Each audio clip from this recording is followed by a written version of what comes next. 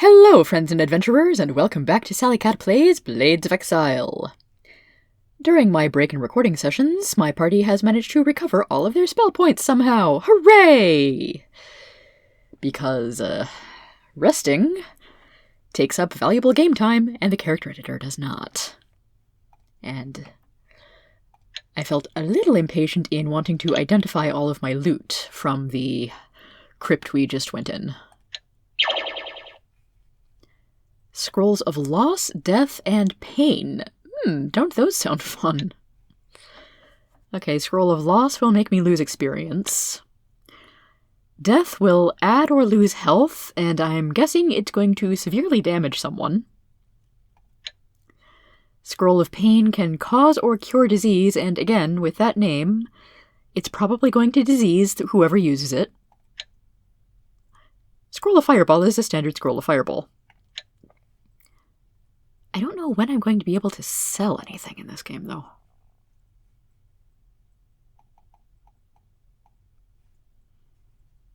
Bronze Ring of Skill. Is that the ring I picked up a little while? Ooh, Steel Slith Spear. Dang it, AJ, why are you carrying so much? And the book I picked up is a Tome of Health, which does major healing on everyone in the party. Very good to have after stepping on a bunch of lava.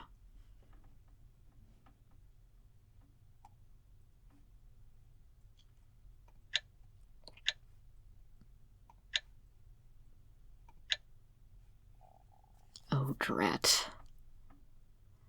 I think what I want to do is either drop the iron breastplate or give it to somebody else, but I can't do that right now.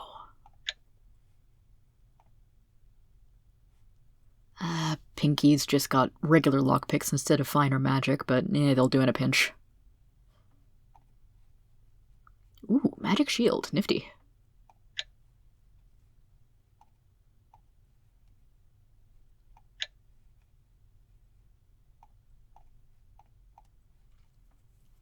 Alright then, to the north!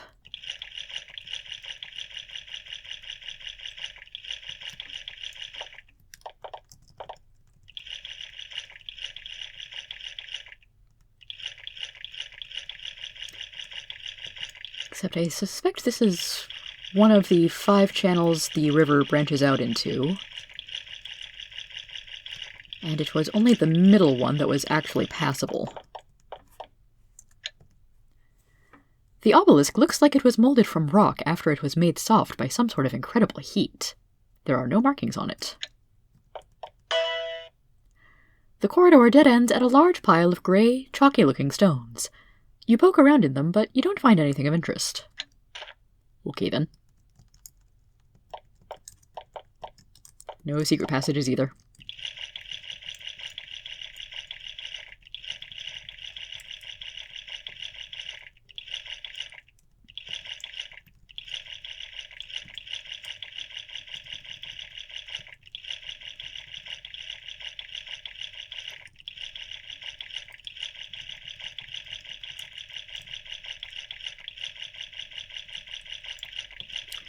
So I can navigate up all 5 branches a ways, but only one of them is actually going to take me somewhere useful.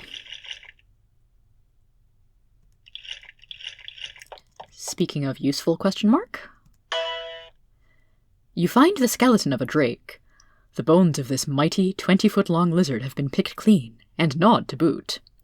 Several wine bottles have been discarded around the corpse. Probably hungry gremlins.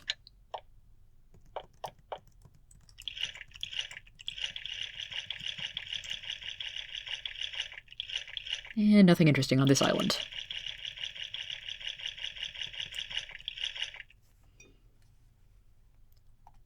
So who do I have equipped with my... Okay, AJ's got the regen ring, that feels appropriate.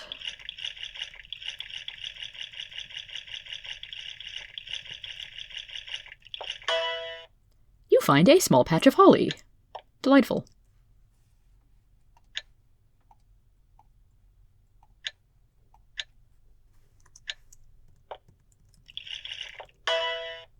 and a small patch of comfrey root. Probably useful.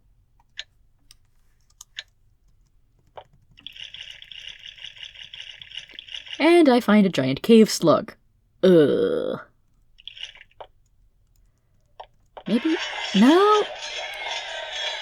No, I'm not high enough level to chase you off. I could just run, honestly, using this rock as cover.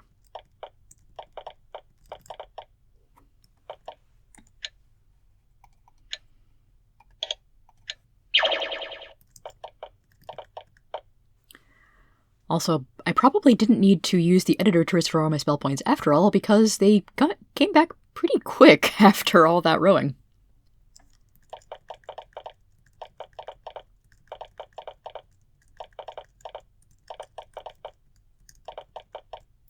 I just really didn't feel like getting acid spit on me. You see a small group of za-khazi. They see you. As you size each other up, you wonder if these are friendly or hostile sliths. You aren't kept in suspense for long. Ah. Well, this is a smaller group, and generally drop better loot, so...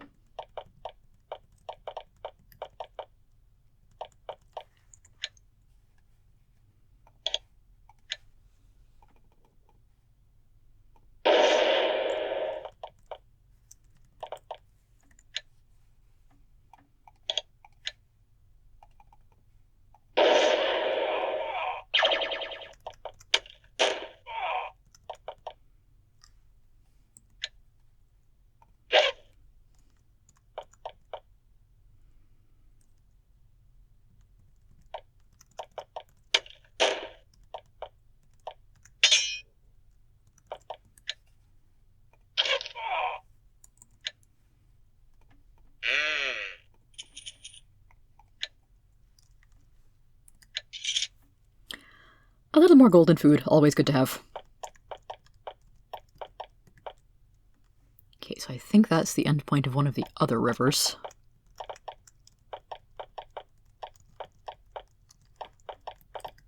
And two more.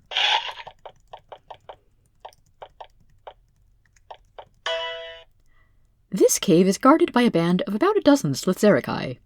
In the dim green light of the caves, they manage to spot you from about 1,000 feet away. However, instead of attacking, they immediately flee. You're a tough band, but you didn't think you looked that fearsome. You wonder where they went.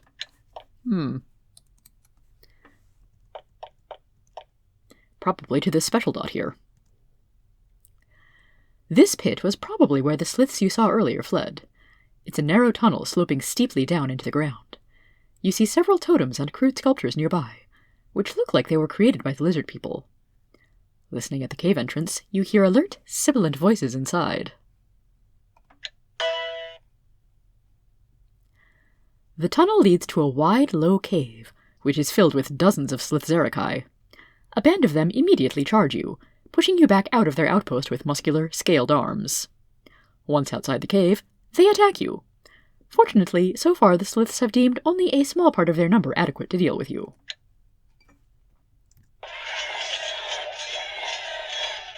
Fools.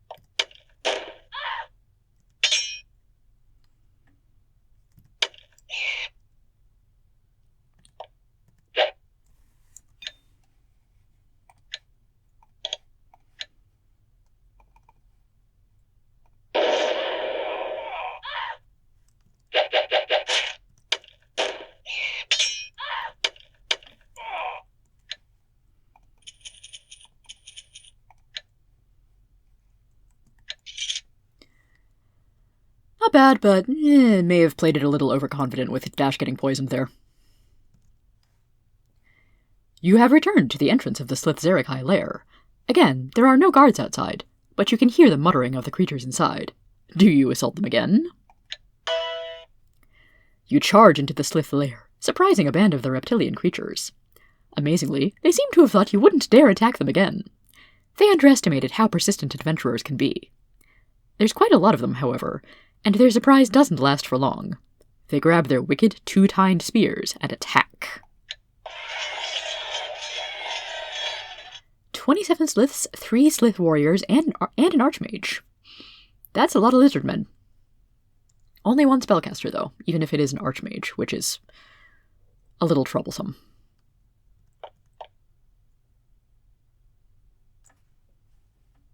Wand of Death, perhaps, maybe?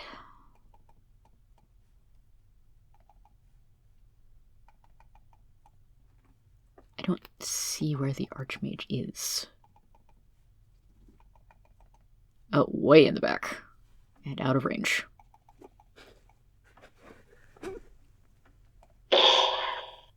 Ooh, Wands of Death are pretty effective.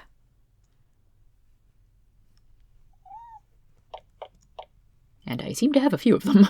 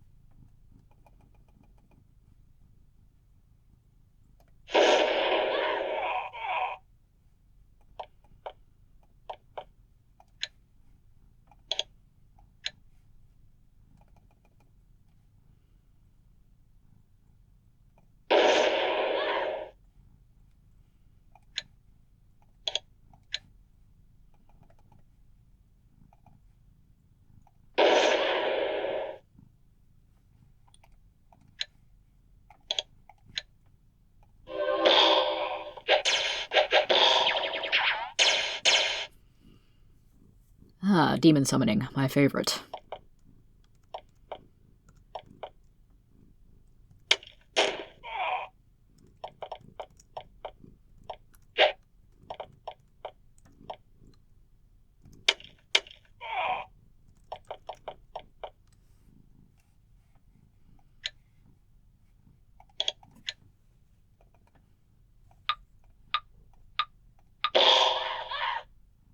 Okay, Death Arrows is actually pretty worth it. Wow.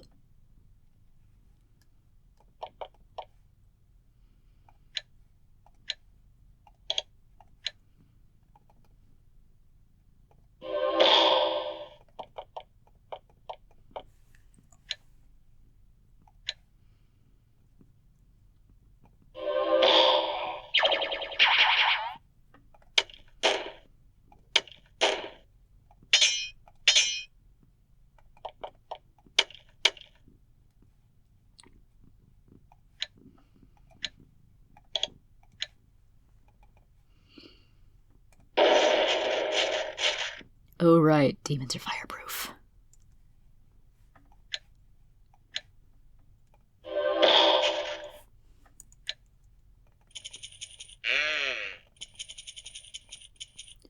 Silver Ring of Protection is not heavy, so I will take it.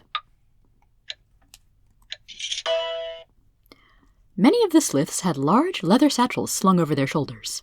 Looking inside, you find that this outpost carries most of its supplies on its back. You find a ration-free supply of dried fish, mushrooms, and other tasty goodies. But those are rations. That sentence doesn't quite make sense to me. Free food. The leader also wore a bone necklace with several semi-precious stones. You take it with you. It might be valuable. Yes, for the opportunities for identification and selling that we will surely get around here. Nee, monster sled.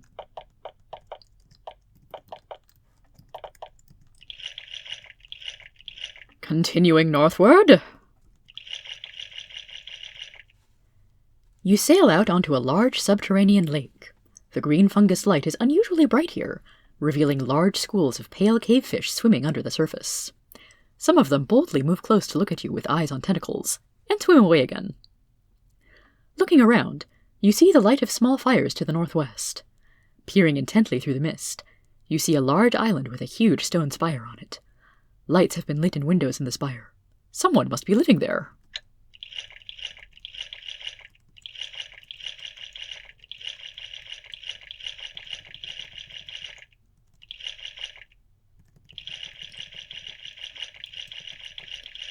Let's let us check out what's around the edges of the cave, as I always do.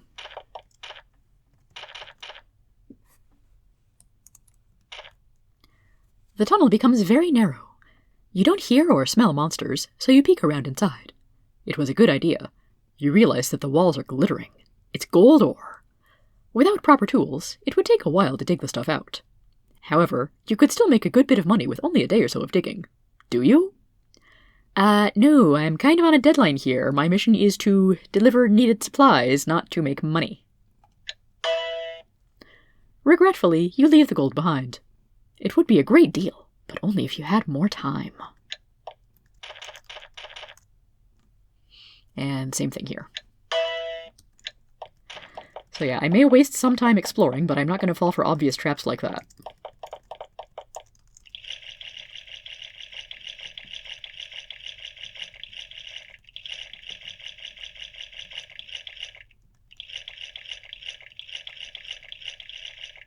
Giant's Caverns.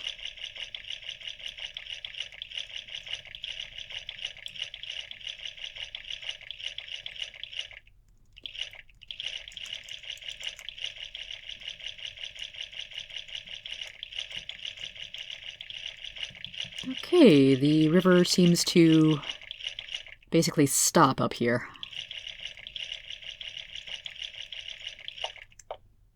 Circle of trees. What could possibly happen? You find a natural steam vent. It's a steep depression in the cave floor, with cracks belching sulphurous steam at the base. The air is rank and thick with choking mists. While it hurts to breathe, the mist isn't so thick that you couldn't climb down into the vent, if you wanted to investigate. The rocks are slippery, but you manage to make your way down to the bottom of the vent. You look around, and see shedded lizard scales. Large scales, as if they came from a massive creature. Suspecting a trap, you turn back, only to see an enormous drake perched on a pile of boulders above you. It looks down at you curiously. It doesn't seem inclined to attack, so you wait and see what it has to say. "Hello, visitors," it chuckles. "I am Alil, elder of drake kind. Welcome to my temporary home. As tempting as it is to devour you, I am in need of assistance from your kind. I have come down to these cold caverns to find a valuable reagent for my map. Would take me some time of backtracking.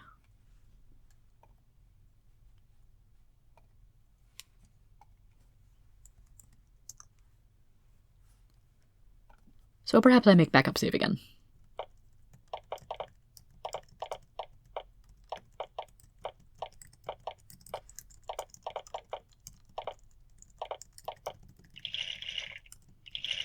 And that is otherwise a dead end.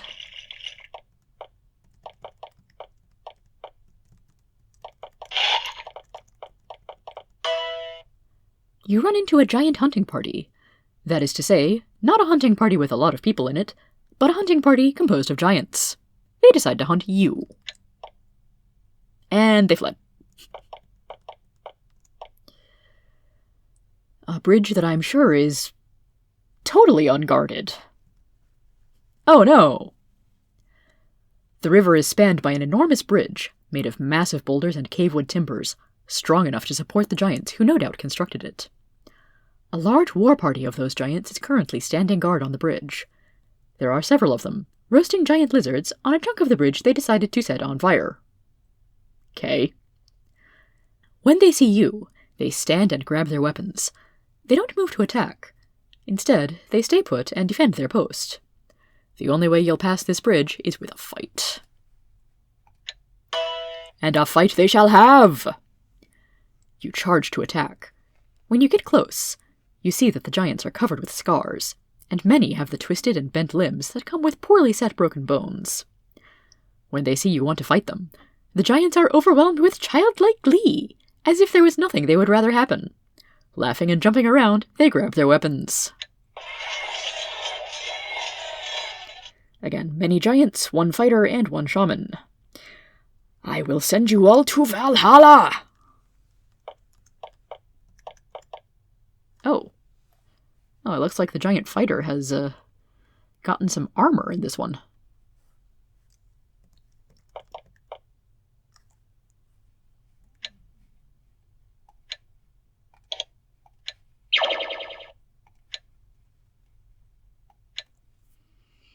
Do I have any good wall spells on the priest side? I don't have Wall of Blades yet.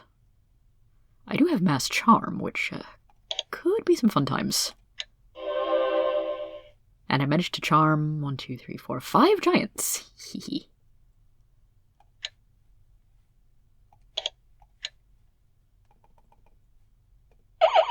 And just because, Cave Giant Fighter. Well, he's more scary than a regular cave giant, but still not much of a match for me.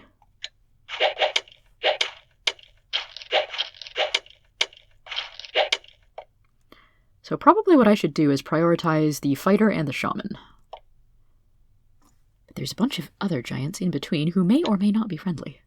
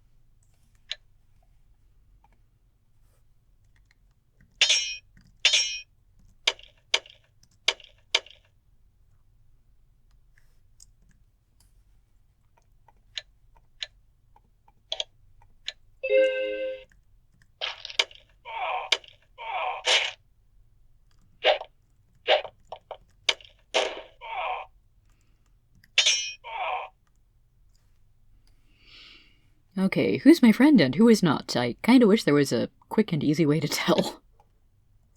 I mean, I could just fireball everyone.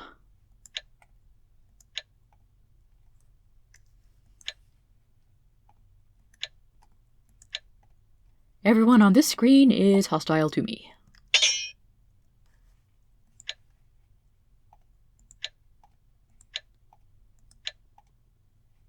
Those two are friendly.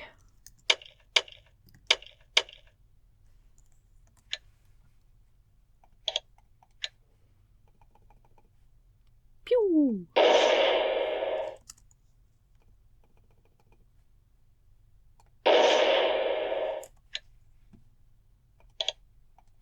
Probably should have used a firestorm there.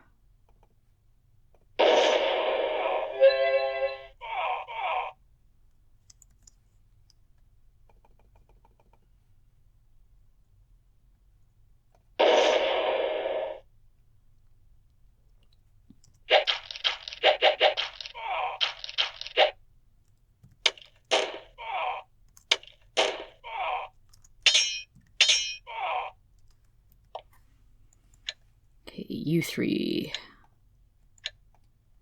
are all my friends.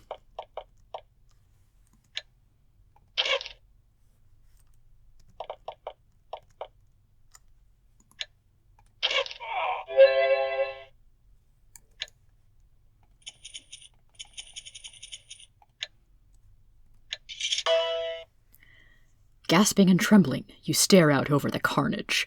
Massive bodies are strewn about like fallen trees. Streams of blood trickle through the cracks into the river below, attracting hungry cavefish. Searching the bodies, you find a good deal of gold. In addition, the tasty lizard they were roasting is still there. Tasty roasted lizard. Oh my, I have a lot of food. Cool. Land of the giants, keep way or die. Also, I did notice there was a cave-type dungeon over here, which maybe is something I want to investigate.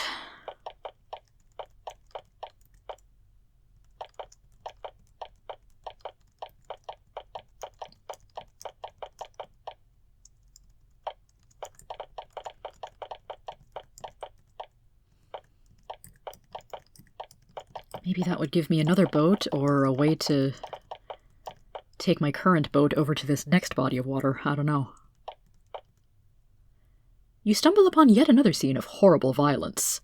Several giants have trapped a unicorn in a corner. It is one of the white unicorns, the legendary, good, magical kind. The unicorn is not radiating tranquility, however. The giants are moving in on it with violence on their minds. Do you help it? Of course I do. You run up and chip in. The unicorn seems relieved to get some help.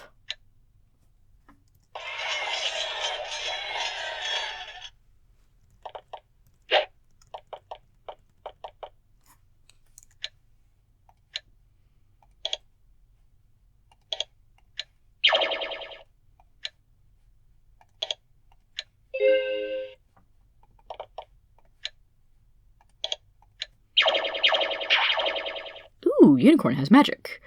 Unicorn can cast at least level 1 or 2 mage spells. Okay.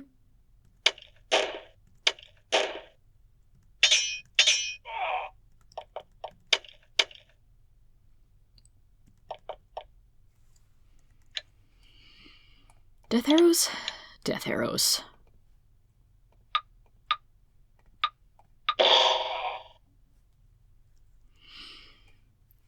Yeah, when that damage rolls high, it's real nice.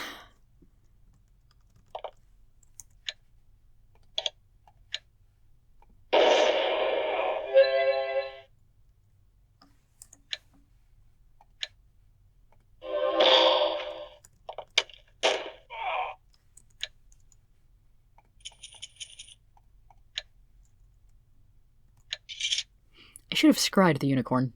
Oh well, I might get another chance. The unicorn, bleeding slightly but still okay, prances over to you and touches his horn to the floor. Must be a sign of respect. It says, "I am Handy, a wandering unicorn. To the north are several of my kind, living in a lovely glade. Mention my name to them, and they will render you assistance in thanks for your deed. Now, alas, I prefer my solitude, and the company of even those as noble as you is difficult for me to take. Good luck to you." Then, with remarkable speed and agility, it scampers off.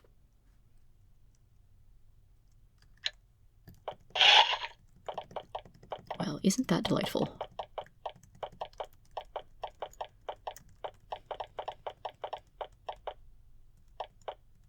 Even more stuff to the north over here. And weird trees. Sparkly trees. When you walk into this huge cavern, you have to look twice to make sure your eyes aren't misleading you. So far, the caves of the za-khazi run have been your ordinary exile caverns. Rough, wild, filled with fungi and rubble. This cavern, on the other hand, has been carefully cultivated. It lacks the rubble and rough ground, instead being filled with carefully arranged groves of twisted trees and tall, creamy white toadstools. The ceiling fungi in this cavern glow brighter than normal, giving you a good view of the lovely cavescape. You aren't sure who made it like this, but it is undeniably beautiful. As you look, you think you catch a glimpse of something white moving in a nearby copse. Then it is gone. Unicorns! Unicorns live with sparkly trees! Well, I would love to talk to unicorns, but I think that may have to wait until another episode. Until next time, have a good one, and take care, everybody.